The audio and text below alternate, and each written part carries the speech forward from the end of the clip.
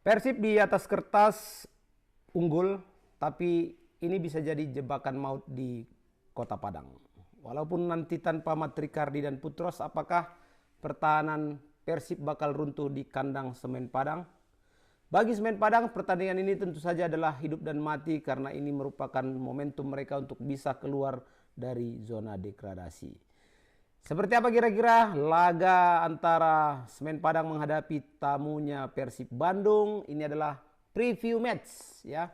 Dan pertandingan akan berlangsung pada hari Minggu besok tanggal 5 April 2026. Sebelum kita lebih lanjut, lebih jauh lagi membahas seperti apa prediksi jalannya pertandingan dan taktikal, jangan lupa kalian sobat-sobatku untuk bantu like, share, subscribe, dan berikan komentar-komentar terbaik kalian. Kita langsung saja sobat ya. Di Stadion Agus Salim Kota Padang besok tanggal 5 akan ada pertandingan yang menarik ya, dan tentu saja warga Kota Padang akan disuguhkan satu hiburan yang tentu saja akan menarik untuk disaksikan. Dan ini merupakan pekan ke-26 BRI Super League. Jadi laga ini bagi Semen Padang adalah momentum berjuang untuk keluar dari zona degradasi, dan bagi Persib Bandung ini juga untuk menjaga stabilitas di puncak klasemen. Jadi artinya laga ini menjadi duel antara motivasi versus kualitas. Dan ini akan menjadi bentrok yang keras di Stadion Agus Salim Padang. Dan yang seperti diungkapkan oleh Tom Hai ya, bahwa Persib datang dengan kondisi fisik yang siap bertempur. Taktik juga oke. Tapi di sisi lain Bojan Hodak sudah memberikan warning ini bukan laga yang mudah katanya ya. Karena dia tahu betul bagaimana motivasi dan ambisi Semen Padang ketika menghadapi Persib Bandung. Kita tahu bahwa Semen Padang saat ini diarsiteki Imran Nahumaruri, dan setup taktiknya itu biasanya 4-2-3-1 atau 4-3-3 yang fleksibel ya. Dan kemudian Imran selalu memainkan mid low block dan juga transisi cepat dengan direct play. Jadi karakter yang akan coba dimainkan Semen Padang ini adalah agresif ya ketika bermain di kandang, dan kemudian bermain lebih emosional tentunya karena mendapatkan support dari penonton, dan akan terjadi banyak duel-duel fisik dan juga peluang-peluang dari second ball. Jadi fokus utama bagaimana mengeksploitasi celah lini belakang Persib yang timpang dengan ketidakhadiran Matrikardi dan juga Putros. Nah, Persib sendiri dengan formasi 4-3-3 atau kemudian juga sesekali berubah menjadi 4-2-3-1 hybrid dengan situasi ball possession dan juga mengontrol tempo. Jadi tanpa Matrikardi dan Putros mungkin akan main Luciano Goicoechea dan juga Julio Cesar ya. Jadi ini tentu akan mengubah struktur defensif Persib yang boleh dikatakan mengubahnya secara signifikan lah.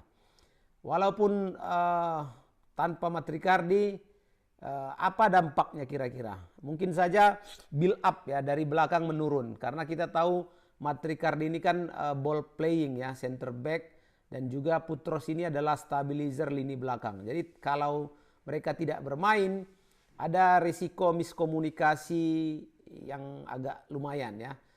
Dan juga build up-nya bisa lebih direct jadinya, dari long ball ya. Kita tahu kan kalau Julio Cesar kan suka dia long ball. Memang akurasi umpannya bagus ya. Nah, tapi tentu akan mengubah warna dan irama permainan. Jadi ini akan rentan dengan transisi yang cepat, dan Semen Padang kemungkinan akan melakukan pressing saat kehilangan bola dan melakukan serangan cepat ke ruang antar back. Jadi ini bisa jadi menjadi titik rawan Persib Bandung. Nah, kalau dengan kondisi demikian, maka adaptasi darurat harus segera dimainkan oleh Julio Cesar ya, yang akan kemungkinan akan duet dengan Goicoechea ya. Tapi ya itu tadi, apakah chemistry mereka sama dengan Matrikardi ya, kita boleh bilang sebetulnya sih sudah mendekati ya, karena sering juga mereka dijadikan pemain pengganti atau rocker bergantian dimainkan. Jadi peran kunci Tom Hai juga akan krusial di laga ini. Kita tahu kenapa? Karena Tom Hai adalah dirijen ya, pengatur tempo, di playmaker, kemudian mampu bergerak antar lini dengan baik, belakang, depan, dan juga menjadi penyeimbang saat melakukan transisi. Jadi meskipun kondisi tim Persib tidak ideal ya di belakang, tekanan tinggi dari tuan rumah juga pasti akan ada, tapi Tom Hai harus turun lebih dalam dan bantu build up serta melakukan proteksi defense. Dan ini mungkin selaras dengan strategi Bojan Hodak ya. Dari beberapa wawancara dia bilang bahwa harus waspada karena ada motivasi 200% Semen Padang. Jadi di laga ini Persib tidak boleh bermain santai dan harus siap duel fisik dengan menghadapi tekanan supporter. Fokusnya fisik ya, latihan intens panjang pekan. Ini membuat Persib siap main untuk tempo tinggi. Jadi penting sekali ya bahwa menahan pressing dan transisi cepat lawan ini tentu butuh daya juang dan juga fisik yang bagus.